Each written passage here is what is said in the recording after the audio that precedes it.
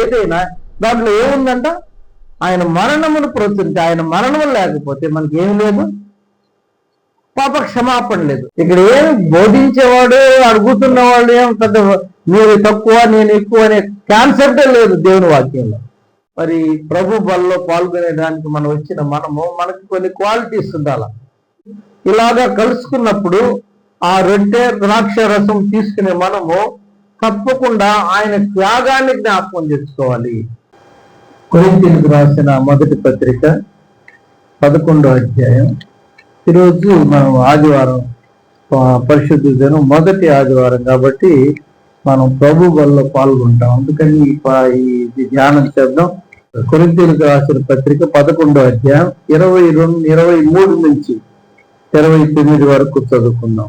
నేను మీకు అప్పగించిన దానిని ప్రభువు వలన పొందితిని.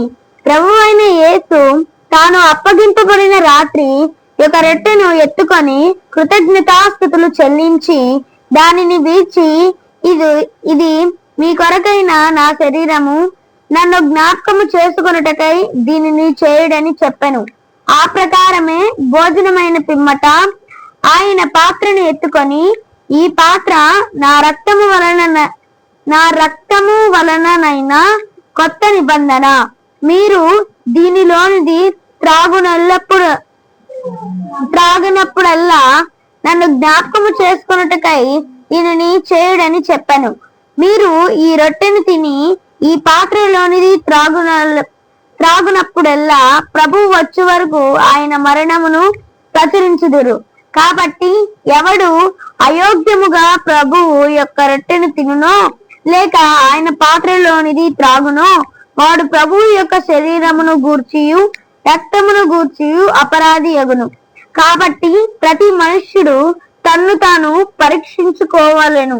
అలాగు చేసి ఆ రొట్టెను తిని ఆ పాత్రలోనిది త్రాగవలెను.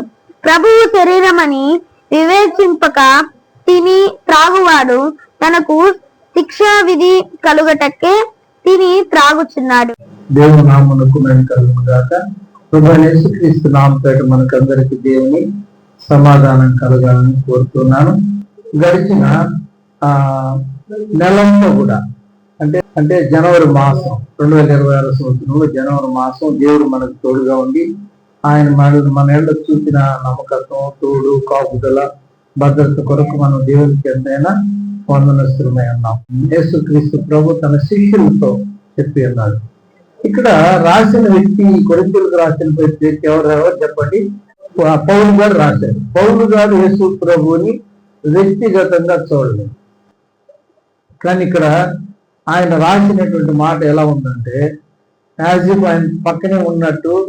కానీ ఎట్లా రాయగలిగాడు అంటే పరిశుద్ధాత్మ దేవుడి వాక్యాన్ని స్పష్టంగా ఆయనకి చూపిస్తూ, ఆయన చూచి ఉన్నట్టుగా, చూచి పార్టిసిపేట్ చేసినట్టుగా రాశారు. అందుకే రక్తాన్ని ద్రాక్షారసంగా తీసుకోవాలనే కాన్సెప్ట్ శిష్యులకు కూడా అర్థమై ఉండదు. దేవుని వాక్యం, ఈ గ్రంథం బైబిల్, ఈ 66 పుస్తకాలు ఉన్నటువంటి ఈ గ్రంథంలో రాసినటువంటి వ్యక్తులు దాదాపు 40 మంది 1600 సంవత్సరాల్లో రాసిన, అంటే ఒక మొదటి పుస్తకం ఒక సంవత్సరం రాస్తే తర్వాత 1600 సంవత్సరాలకి ఆఖరి పుస్తకం కంప్లీట్ అయింది. దాదాపు ఒకరికొకరు చూసుకున్న దాఖలా లేవు. ఇది ఒకరిద్దరు తప్ప. ఒక టైంలో ఉన్న ఆయన ఇంకో టైంలో లేడు.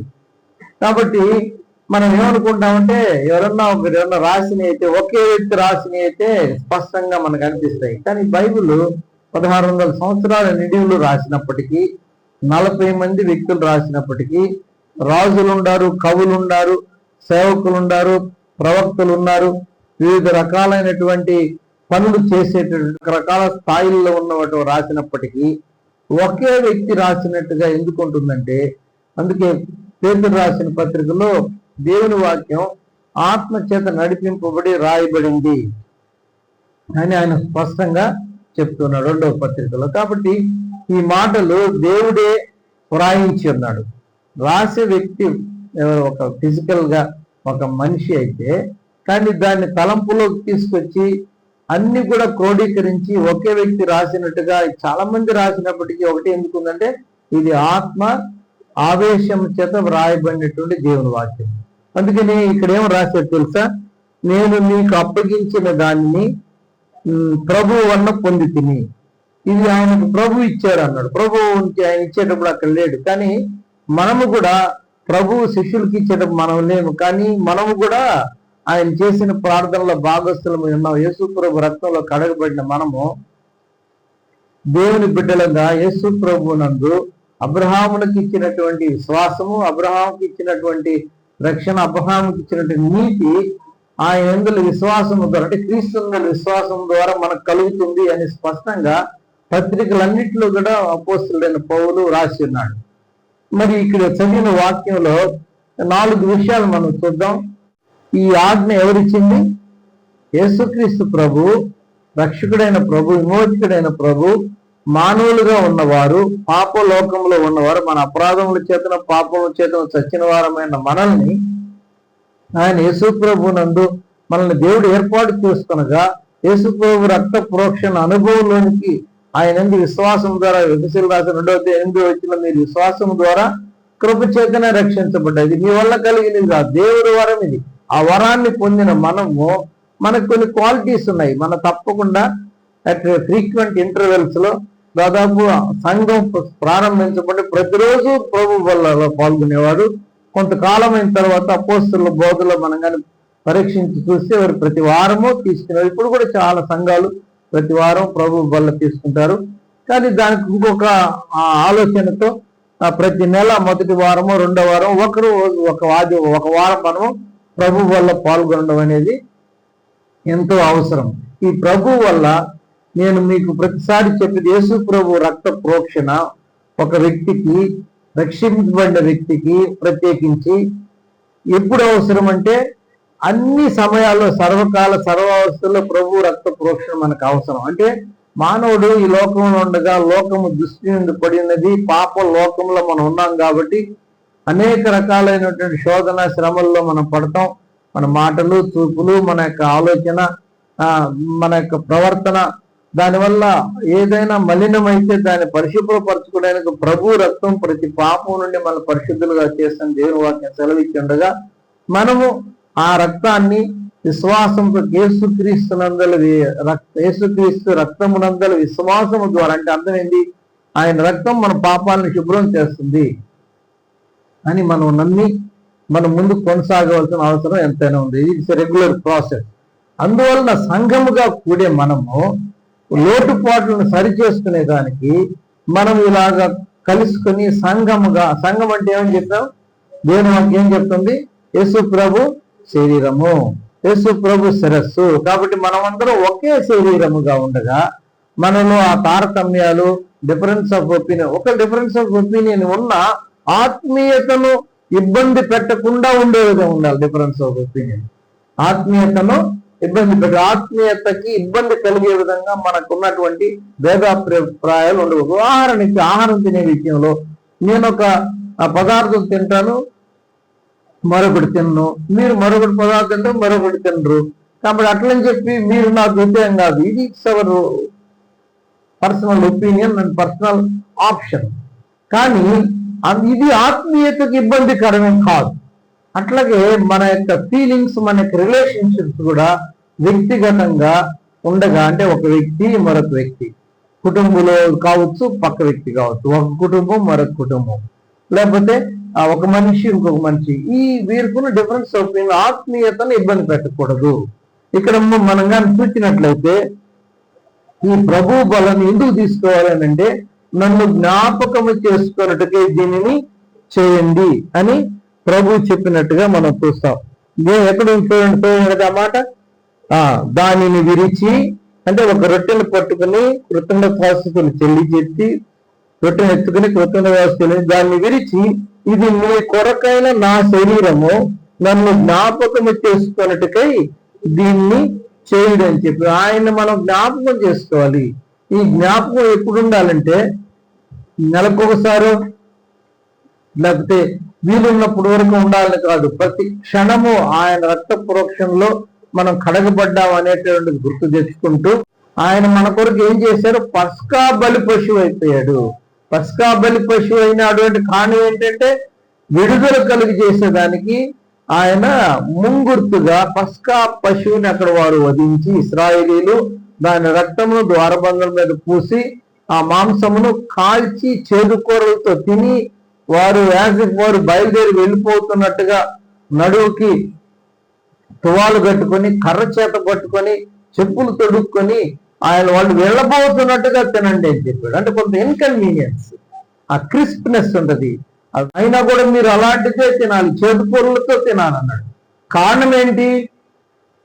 పస్కా బలి పశువు మన కొరకు, అంటే మనకంటే ఇశ్రాయేలు కొరకు వధింపబడగా ఆ రక్త ప్రోక్షణను చూచి మరణదూత ఆ ఇంటిని లోపలికి రాకుండా వెళ్ళిపోతాడు, దాటిపోతాడు. 2 పాలెలు ఉన్నాయి అక్కడ, 2 కాలనీలు ఉన్నాయి. ఒకటి ఐగుప్తీయుల ఊర్లు, తర్వాత ఇశ్రాయేలు ప్రాంతం. ఇశ్రాయేల్ ప్రాంతం అంతటా ఈ రక్త ప్రోక్షణ పస్కా బలి పశువు వధించి రక్తాన్ని పూసి వారు లోపల తలుపు వేసుకొని ఇది భోజనం చేస్తున్నారు. చేసే సమయంలో జరిగినటువంటి అద్భుతం ఏంటంటే మరణదూత పాలెములను ప్రవేశించి ఇశ్రాయేలు ఎవరి ఇంటిలో కూడా మరణం జరగలేదు. కానీ అదే ఐగుప్తీయుల ఇళ్లలో ఎవరు చనిపోయారు? మొదటి సంతానం. అంటే ఒక ఇంట్లో కనీసం మినిమం 1 అండ్ మాక్సిమం 2, అంటే తండ్రి తల్లి ఇద్దరు ఒకటే మొదటి సంతానం, వాళ్ళిద్దరు వెళ్ళిపోయి ఉంటారు. వాళ్ళకు మొదటి కొడుకు మొదటి కుమార్తెను వాళ్ళు ముగ్గురు వెళ్ళిపోయి, అంటే మొత్తానికి ఒకరు కానీ ముగ్గురు కానీ, అంటే ఎంతమంది చనిపోయారు. కానీ మరణదూత ఆ రక్తమును చూచి దాటిపోయేదానికి ఆయన నా కొరకు సిలువలో చేసిన త్యాగాన్ని బట్టి మరణము నా మీదకి రాకుండా రక్త ప్రోక్షణ ఆపాదన మన మీద ఉండేదానికి ప్రభు మనకు చేసినటువంటిది ఏంటంటే అది జ్ఞాపకము తెచ్చుకోండి, నన్ను జ్ఞాపకం చేసుకున్నట్టుగా దీనించాం. రోమపత్రిక 4వ అధ్యాయం 25వ వచనం ఏమని ఉంటుందంటే ఆఖరి వచనం అన్నమాట. ఆయన మన అపరాధముల నిమిత్తము అప్పగింపబడి మనము నీతిమంతులుగా తీర్చబడుటకై లేపబడిన. మనల్ని ఏం చేయాలని ఆయన పని చేశాడు? నీతిమంతులు ఎందుకు చేశాడు తెలుసా? 5వ అధ్యాయం 6 నుంచి 11 దాకా చూస్తే మనం భక్తిహీనులమై ఉండగా, మనము శత్రువులమై ఉండగా, మనం పాపులమై ఉండగా, ఇన్ని రకాలైనటువంటి అవలక్షణాలు మానవునికి ఉండగా యేసుక్రీస్తు ప్రభు సిలువ రక్త ప్రోక్షణ ద్వారా ఆయన విశ్వాసం ఉంచేది మనకి ఏమి ఇచ్చాడు? విడుదల ఇచ్చాడు. కాబట్టి ఈ ప్రభు బలం ఎందుకు తీసుకోవాలి? మొదట ఎందుకు తీసుకోవాలి? నన్ను ఎవరిని జ్ఞాపకం చేసుకోవాలి? యేసు ప్రభు మన కొరకు సిలువలో మరణించి రక్తము కార్చి ప్రాణం అర్పించి సమాధి చేయబడి తిరిగి 3వ దినమున లేచి మనకు పునరుద్ధాన శక్తిని ఇచ్చేవాడు అని మనం నమ్మి ఈ పని చేయాలి. ఏంటి? దీంట్లో మనం పార్టిసిపేట్. అదే అందుకే నన్ను జ్ఞాపకం చేసుకుంటే దీన్ని చేయరు. 28 కాబట్టి ప్రతి మనుష్యుడు తను తాను పరీక్షించుకొనవలను, అలాగూ చేసి ఆ రొట్టెను తిని ఆ పాత్రలోనిది తాగవలను. కాబట్టి ప్రతి మనుష్యుడు ఎవరిని పరీక్షించుకోవాలి? ఎవరిని వాడిని పరీక్షించుకోవాలి. మనం మామూలుగా క్రైస్తవ సమాజం ఎక్కువగా క్రైస్తవ సమాజంతో సమస్య ఏంటంటే స్వనీతి ఎక్కువ ఉంటుంది. స్వనీతి. ఎవరన్నా అన్యం దొరికితే వాడికంటే నేను పరిశుద్ధుని అనుకుంటాం. పరిశుద్ధుని అనుకునేవాడు ఏం చేయాలి? ప్రభువా నీ రక్షణ ఇతరులకు కూడా ఇయ్యని ప్రార్థన చేయాలి. ఒక ఆయన చెప్పాడు, నువ్వు దారిని వెళ్తూ ఉంటావు కదా, ఎప్పుడన్నా మీ ఇంటి ప్రక్కన వాళ్ళ గురించి ప్రార్థన చేసావంటే మా చర్చికి రారు కదా వాళ్ళకి నువ్వు ప్రార్థన చేయాలంటే చర్చికి రాని వాళ్ళకి కాబట్టి నువ్వు ప్రార్థన చేయాలి. ప్రత్యేకంగా వాళ్ళు ఎవరో తెలియకపోయినా ప్రార్థన చేయాలి. ఆ ఇంటి మీద పేరు ఉంటుంది, లేకపోతే ఇంట్లోకి రక్షణ కావాలి ప్రభా, ఇంటి పలానా వ్యక్తికి రక్షణ కావాలని ప్రార్థన చేయాలి. ఈ బాధ్యత మనకి దేవుడు ఇచ్చాడు. అందుకని ఏం చేయాలి? మనల్ని మనం పరీక్షించుకోవాలి. ఏమని పరీక్షించాలి? నా యోగ్యత ఉన్నదా లేదా? నేను ప్రభు వల్ల తీసుకునే దానికి యోగ్యత. ప్రభు రక్త ప్రోక్షణ ఆపాదన ప్రతి క్షణము మనల్ని శుభ్రపరుస్తూ ఉందా? నేను పరిశుద్ధంగా ఉన్నా, నా మనస్సాక్షి పరిశుద్ధంగా మన మనస్సాక్షి మన మీద నేరారోపణ చేయకూడదు. దీనికి ఎవరో జడ్జి అవసరం లేదు. ఇది మనం తప్పు దస్తులమా మంచివాళ్ళం అనేదానికి నేనొచ్చి మీకు, మీరొచ్చి నాకు చెప్పాల్సిన పనిలే. దేవుని వాక్యం ప్రకటించబడుతూ ఉండగా మీ మనస్సాక్షి మీకే అర్థమవుతుంది, ఈ విషయంలో నేను పొరపాటు చేశాను, ఈ విషయంలో నాది తప్పు ఉంది, ఈ విషయంలో నేను అతిక్రమం చేస్తున్నాను, కాబట్టి నేను సరిచేయబడాలి అనేటువంటి భావన ఎవరికి ఉండాలి? మన ఇండివిజువల్ గా మనం దాన్ని తప్పకుండా. కాబట్టి కొరింథీ రాసిన పత్రికలను 3వ అధ్యాయం 16-17 వచనాల్లో మీరు దేవుని ఆలయమై ఉన్నారనియు దేవుని ఆత్మ మీలో నివసించుతున్నాడనియు మీరు ఎరుగరా? ఎవరైనా దేవుని ఆలయమును పాడు చేసిన దేవుడు వానిని పాడు చేయను. దేవుని ఆలయము పరిశుద్ధమై ఉన్నది, మీరు ఆలయము. దేవాలయము అంటే ఒకే దగ్గర నీకు దేవాలయం. ఆ దేవాలయంలో ప్రారంభమైనప్పుడు కట్టిన తర్వాత డెడికేషన్ రోజు సమూయేలు గారు దాన్ని కట్టించారు. ఆయన ప్రార్థన చేస్తే, ఆయన దేవుణ్ణి ఆరాధిస్తే, దేవుని సన్నిధి ఆ మందిరంలోకి వస్తే యాజకులు సహా ఆ మందిరంలో నిలవలేకపోయారు. అంత మహిమ ఆ దేవాలయంలోనికి వచ్చింది. అందువల్ల ఆ రూల్ ఏంటంటే ప్రతి పురుషుడు సంవత్సరం మనకు 3 మార్లు 3 పండుగలకి తప్పకుండా విజిట్ చేయాలి అనేటువంటి దేవుని యొక్క నిర్ణయం. ధర్మశాస్త్రం అలా చెప్పింది. మరి కాబట్టి దేవుని నిర్ణయం అలా ఉండదు. అలా చేస్తూ మళ్ళా ఈ డైల్యూట్ అయిపోయింది వారి యొక్క విశ్వాస జీవితం. డైల్యూట్ అయిపోయిన తర్వాత, అందుకే డైల్యూట్ అయిపోయిన తర్వాత తిరిగి మరలా పునరుద్ధరించబడిన దేవాలయం ఆరాధన జరుగుతుండగా యేసుక్రీస్తు ప్రభు ఆయన వెళ్తూ ఉన్నప్పుడు శిష్యులు చెప్పారు, దేవాత్ముడు చక్కగా కట్టారు ఈ దేవాలయం అంటే. దేవుడు యేసు ప్రభు అన్నాడు, ఈ దేవాలయం యొక్క రాయి ఒకదాని మీద ఒకటి నిలిచి ఉన్న రోజు వస్తుంది. ఆయనకు తెలుసు. ఆయన వారితో మాట్లాడేటప్పుడు ఈ దేవాలయం ఎంత బాగా కట్టండి, ఈ దేవాలయంలో 46 సంవత్సరాలు కట్టారు అని అంటే, మరి ఈ దేవాలయాన్ని మీరు పడగొట్టండి, నేను 3 దినముల్లో లేస్తాను అంటే ఆయన ఆలోచనలో ఏ దేవాలయం ఉంది? శరీరం అనే దేవాలయం. కాబట్టి మీరు ఆయన ఆలయమై ఉన్నారు అనేటువంటి కాన్సెప్ట్ ముందు జరగబోతుంది, చెప్పబోతాడు. ఆయన ఆత్మ మనలో నివసిస్తాడు అనేటువంటి భావనతో ఆయన చెప్పాడు. ఒకే దగ్గర ఉన్నట్టు మందిరం యొక్క పరిస్థితులు ఏమైపోయి కనుమరుగైపోతూ ఉండగా యేసుక్రీస్తు ప్రభు ఏమన్నాడు, ఈ దేవాలయమును మీరు పడగొట్టండి, నేను 3 దినములలో దాన్ని లేపిన తర్వాత ఆయన మరలా 3వ దినం తిరిగి లేచిన తర్వాత వీటన్నిటికీ విలువ వచ్చింది. మనము కానీ 2వ అధ్యాయంలో కానీ మనం గమనించినట్లయితే అపోస్తలుల కార్యం 2వ అధ్యాయంలో పరిశుద్ధాత్ముడు వచ్చిన రోజు, సంఘం స్థాపించబడిన రోజు, ఆత్మ దేవుడు ఈ లోకంలోనికి వచ్చిన రోజు, పరిశుద్ధాత్మ అగ్ని కీలల వల్ల ప్రతి వాని మీద వాలినప్పుడు వారు భాషలతో మాట్లాడారు. వాటిని మాట్లాడుతున్నప్పుడు మనుషులు మిస్అండర్స్టాండ్ చేసుకున్నారు. కానీ జరిగినది ఏంటంటే పరిశుద్ధాత్ముడు ఎవరిలోకి వచ్చాడు? మనుషుల సిస్టంలోకి, మనిషిలోకి ఆ దేవాలయం అయినటువంటి ఆ దేహంలోనికి ఉన్న నరుని ఆత్మ యెహోవా పెట్టిన దీపం అనేది మనకి దేవుడు ఆత్మని మన హృదయాల్లో ఉంచాడు. ఈ ఆత్మ మనలో ఉండగా ఆ సెక్యులర్ ఆత్మ ఏమైంది? ఆ లౌకిక ఆత్మ ఏమైంది? పరిశుద్ధాత్మలతో నింపబడింది. అందుకు మీరు ఆలయమైన అది మీరు గుర్తుంచుకోండి, ఒకసారి జాగ్రత్త చేసుకుని. మన మాటలు, మన తలంపులు, మన ఉద్దేశాలు, మన కాన్వర్జేషన్, మన చాలా మంది అక్కడ మేము కలుసుకుంటా ఉంటాం. వారు ఏం చెప్తూ ఉంటారంటే ఒకరి మీద ఒకరు మాట్లాడుతూ ఉంటారు, ఏదైనా మాట్లాడేస్తారు. ఏమైనా మాట్లాడతారు? ఆ మనిషిని మా గురించి రెఫర్ చేసేటప్పుడు నేను అప్పటికి మీరు అది వాడే కదా అంటే లోకము దుష్టుని ఎందుకు పడి ఉందనడానికి స్పష్టమైన తార్కాణం. తల్లిదండ్రులైన వాళ్ళ పిల్లల్ని వాళ్ళని ఏం చేయలేకపోతే ఫాలో అప్ చేయలేకపోతుండ్రు. పిల్లలకి ఏదైనా బుద్ధి చెప్పాలంటే భయం అయిపోయింది అనమాట. లోకము దుష్టుడి మీద ఓవర్ పవరింగ్. కాబట్టి వాళ్ళ పొరపాట్లు ఉండొచ్చు, వాడిని సరి చేసుకోనేది. సరి చేసుకుని మళ్ళీ చిన్నపిల్లడు జారి పడతాడు అనుకో, మనం కూడా పడతాం కొన్నిసార్లు. అంటే కింద పడినే ఉంటాం, లేదుగా మనం లేవనెత్తుతాం, మనం లేస్తాం. కాబట్టి ఈ పరిస్థితి, ఈ ప్రాసెస్ కుటుంబంలో జరగాలి, ఒక వ్యక్తిలో జరగాలి, లేకపోతే 2 కుటుంబాల మధ్య జరగాలి, కుటుంబంలో ఉన్న వ్యక్తుల మధ్య జరగాలి. అందుకే ప్రతి ఒక్కడు తను తాను పరీక్షించుకోవాలి. 2వ విషయం. 3వ విషయం చూడండి, అక్కడ చూద్దాం. ప్రభు శరీరం అని వివేచించి వివేచన అంటే ఏంది? ఇది మంచిది, ఇది కాదు, ఇది ఏమని తీసుకోవాలి? మనం తీసుకునే రొట్టె ద్రాక్ష రసము, ఏదో మనం బేకరీలో కొన్నామో, ఇంటి దగ్గర తయారు చేసామో, ఏదో నాలుగుకి బాగా రుచికరంగా తినడానికి తీసుకునేది కాదు ఇది.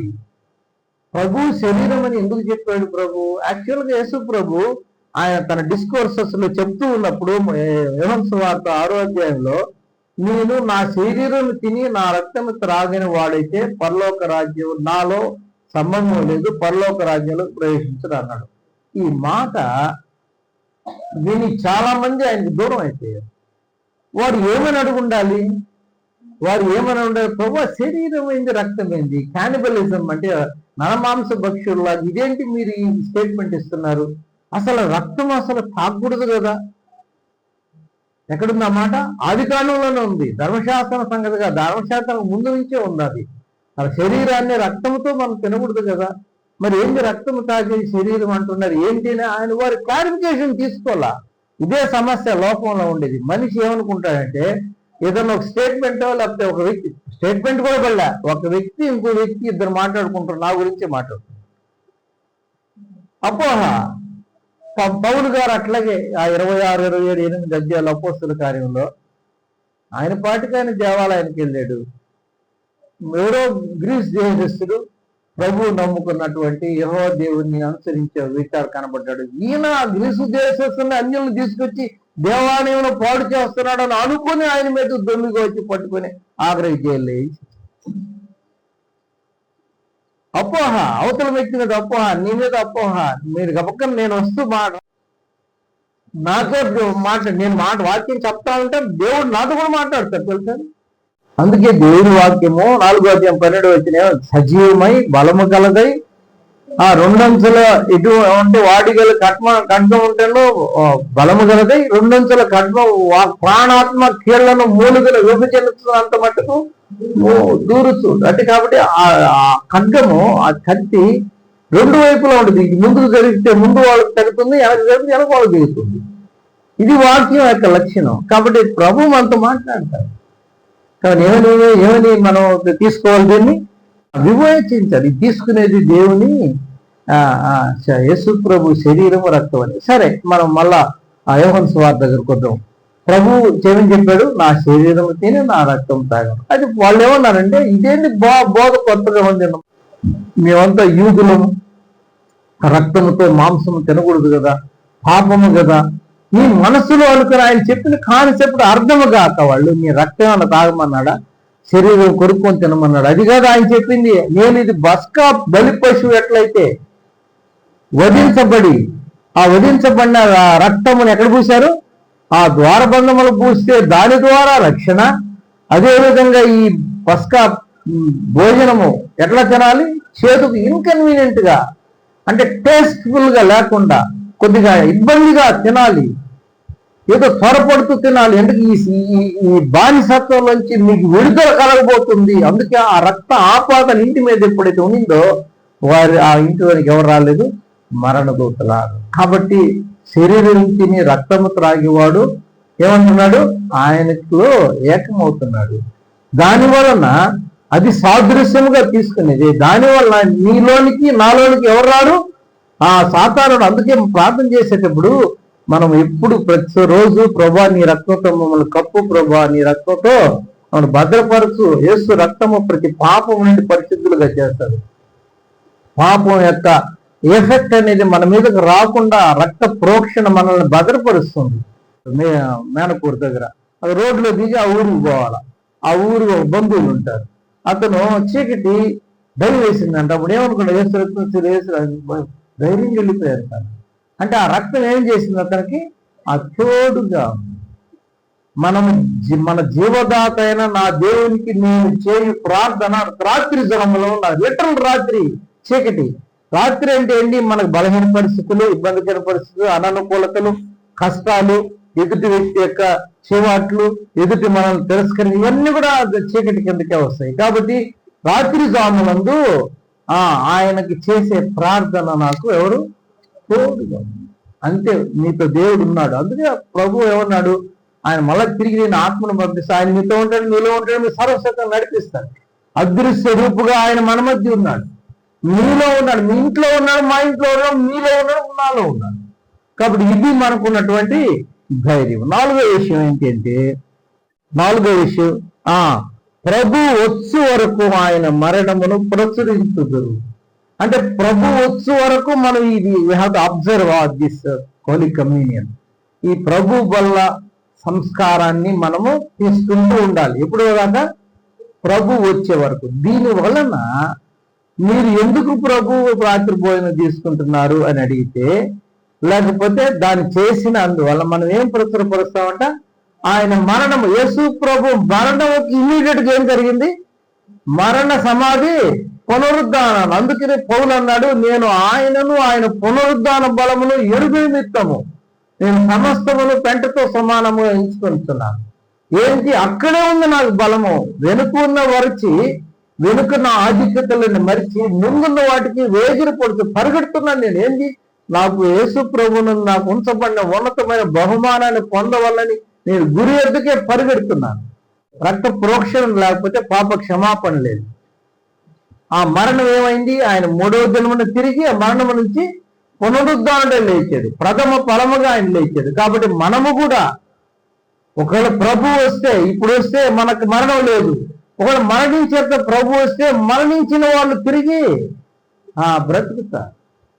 అది ప్రభునందు విశ్వాసం ఉంచిన వారికి మాత్రమే ఈ ప్రత్యేకత. ప్రభునందు విశ్వాసం ఉంచిన వారికి రెండవ మరణములో వారు ఏం చేయాలి? పాలు పొందవాలి. రెండవ మరణంలో పాలు పొందడం అంటే నరకానికి టికెట్ కొనుక్కోవడం అని అర్థం. కాబట్టి దేవుడు మనకి, యేసు ప్రభువును మనకిచ్చిన రక్షణ స్పష్టంగా ఈ కొరింథీయులకు రాసిన మొదటి పత్రిక పౌలు గారు 11వ అధ్యాయంలో 4 విషయాలు చెప్పి, ఇప్పుడు మీరు చెప్పాలి 4 విషయాలు. మొదటిదేంటి? ప్రభు త్యాగాన్ని మనం జ్ఞాపకం చేసుకునే దానికి మనం ఇది చేయాలి. రెండవది ఎందుకు చేయాలి? మనము యోగ్యముగా అంటే ఉండాలి కాబట్టి మనల్ని మనము పరీక్షించుకోవాలి. తర్వాత మూడవది ఎందుకు తీసుకోవాలి? అది ప్రభు శరీరం అని ఆ వివేచన కలిగి పరిశుద్ధతతో మనం ఏమనుకుంటామంటే, ప్రభు బలికి నేను ప్రిపేర్ కాలేదు సార్. నువ్వు ప్రభువుని అంగీకరించావు, రక్షించబడ్డావు, నీకేదో కొంత ఇన్కన్వీనియంట్ గా ఉండింది, కొంతమందితో కొద్దిగా ఏమంటారు సమాధానం లేని పరిస్థితులు ఉంటే నేను ప్రిపేర్ కాలేదనే మాట. కానీ ఆ సమాధానం ఎప్పుడు వస్తుందంటే, ఏదో ఒక గంట సేపట్లోనో, లేకపోతే ఒక అర రోజు, లేకపోతే రోజుంటో, ఒక వారంలో వచ్చేది కాదు. అది ఇన్స్టాంటేనియస్లీ, ఇమీడియట్ గా ఉన్నటువంటి వాక్యాన్ని వినగానే, ప్రభువా నేను పలానా వ్యక్తితో కొద్దిగా అసహనంగా ఉన్నానని క్షమించు అంటే ప్రభు అప్పుడే క్షమించగలదు. దేవుడు ఆ యోగ్యత ఎప్పుడు వస్తుంది? గంటతాలు రాదు, లేకపోతే వారం తర్వాత వచ్చేది కాదు, ఇమీడియట్ గా ఎప్పుడు ప్రార్థన చేసి. అందుకే మన పాపం, అది యోహోను రాసిన పత్రిక పరిశుద్ధులకు రాశాడు, యేసు ప్రభువునందు రక్షించబడిన వారికి రాశాడు. మన పాపములను ఒప్పుకుని ఆయన నమ్మదగిన వాడు, నీతిమంతుడు, సమస్త దున్నించిన ఆయన పవిత్రులుగా చేస్తారు. ఫైనల్ గా ఆఖరి ఎందుకంట ఇది మనం ఎప్పుడు దాకా 1 గంట 2 గంటలు, లేకపోతే ఈ వారం, ఈ నెల, ఫిబ్రవరి మాసం వచ్చింది కదా, ఈ నెలలోనే 2 నెలలకి, ఈ సంవత్సరం కాదు, ప్రభు వచ్చు పర్యంతము మనం ఈ లోకంలో ఉన్నంత వరకు, వీలున్నంత వరకు ఏం చేయాలి? ప్రచురించాలి. ఫ్యానీ క్రాస్బీ అని ఆమె ఫిజికల్లీ హ్యాండిక్యాప్డ్, ఆమె డమ్ అండ్ డఫ్, పుట్టినప్పటి నుంచి ఆమె ప్రభువుని అంగీకరించి ఆమె 7,000 పాటలు రాసింది. ఎన్ని పాటలు? 7,000 పాటలు రాసి, ఒక్కొక్క పాట మాస్టర్ పీస్ లా. పాడుతుంటే ఎంత ఆనందం, ఎంత పరితాపం, ఎంత దేవునికి సమర్పించుకునేటట్టుగా ఉంటాయి. అందుకే ఒక భక్తుడు అంటాడు, ఒకవేళ ఆమె కూడా చెప్పే మాట ఏంటంటే, మీ ఎబిలిటీ కాదు ఇక్కడ కావాల్సింది. ఆమె బాగా ఫిజికల్ గా ఆమె బాగా ఉండడం కాదు, ఆమె బాగున్న వాళ్ళు. బ్లైండ్ ఐజయ్య చెప్తూ, నేను గుడ్డివాడిని, నేను సువార్త ప్రకటిస్తుంటే మీరేందో బాగున్నాడు, కనీసం మరి ఒక ఊరికన్నా పోయి సువార్త చెప్పనని అడిగేవాడు. అట్లా నీ ఎబిలిటీ కాదు కదా, నువ్వు దేవునికి, నేను దేవునికి ఏముండాలి? అవైలబుల్ గా ఉండాలి, అందుబాటులో ఉండాలి. నేను పాస్టర్ గారు మాట్లాడుకున్నది ఏంటి? సండే స్కూల్ ప్రారంభం చేస్తే బాగుంటుంది, పిల్లలు ఉన్నారు కదా, కనీసం 5 మంది 6 మంది ఉంటే చిన్నగా వస్తారు అట్లా అనుకుంటే, ఆ పాస్టర్ గారు ఏమన్నారు అంటే, మనం కాదు, అది చేస్తారమ్మ, చేస్తేనే బాగుంటుంది. ఆమె చెప్పలేం, మేము అసలు తెలియదు వేస్తారమ్మకి. దేవుని ఆత్మ నడిపింపండి ఎట్లుంటుంది? ఆమె వాళ్ళ చెల్లి దగ్గరకు బాగుండదు వాళ్ళు అది ఎంత చక్కటి సాక్ష్యం అది. నేను మా చిన్న పిల్లకాయలు నా ముందు పుట్టిన వాళ్ళు చేసే పని ఊరికి నేను చేయలేకపోతుంది అనేటువంటి దేవుడు నడిపింపు ఎన్నాళ్ళు నడిపించదు. అందుకే దేవుడు ఎవరితో మాట్లాడతాడు, ఎవరి ద్వారా మాట్లాడతారు ఏమీ తెలియని, లేకపోతే మన పిల్లల ద్వారా దేవుడు మనతో మాట్లాడు. కాబట్టి ఇది ఆత్మ నడిపింపు. కాబట్టి ఈ విధంగా మనం అవైలబుల్ గా ఉండాలి. దేవుడు అవైలబుల్ అంటే అందుబాటులో.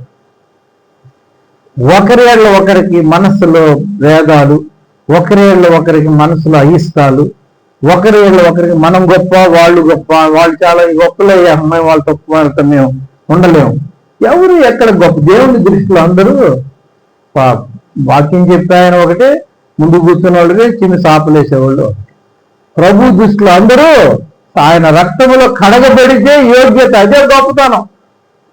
కాబట్టి యేసు ప్రభు విశ్వాసములో చాలా బలమైనటువంటి ఒక ఆయన వాక్యం చెప్తూ ఆయన చెప్పేవాడంట, ఈ రోజు ఇలాగ వాక్యం చెప్తున్నాం దేవుని సన్నిధిలో ఆత్మ నడిపించుతో ముందుకు కొనసాగుతున్నాడు. కారణం ఏంటి తెలుసా?